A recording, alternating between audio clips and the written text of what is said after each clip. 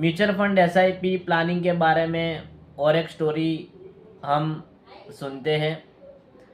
दो फ्रेंड है, राम और श्याम। राम की उम्र है 20 साल, श्याम की उम्र है 30 साल।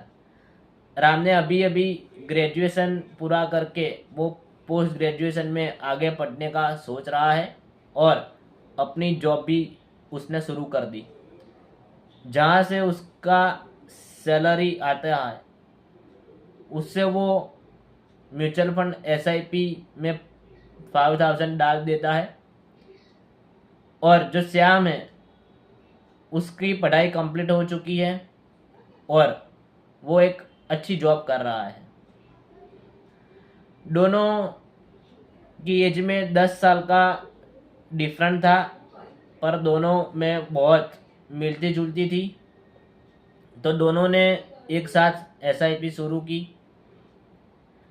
राम 5,000 रुपये डाल रहा था और श्याम 15,000 डाल रहा था।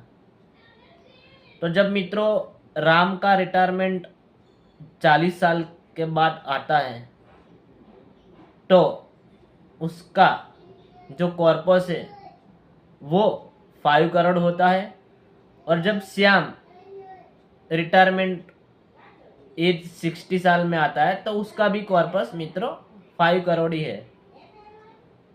तो मित्रों ऐसा क्यों हुआ कि श्याम ने ज़्यादा अमाउंट राम से एसआईपी में निवेश किया, तभी भी उसका जो पोर्टफोलियो में जो रिटर्न है वो राम के बराबर ही है। उसमें मित्रों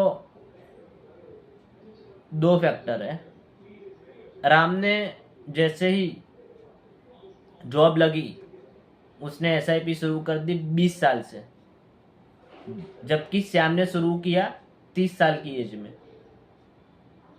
भले ही राम ने 5,000 से चालू किया, पर उसका जो 10 साल का गैप था वो कंपाउंड होके श्याम के बराबर आ गया।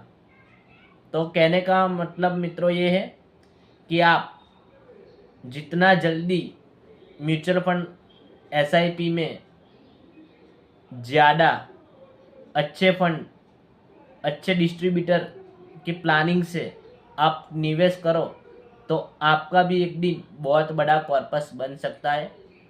अगर म्यूचुअल फंड के बारे में कुछ भी आपको प्लानिंग करनी है, कुछ निवेश करना है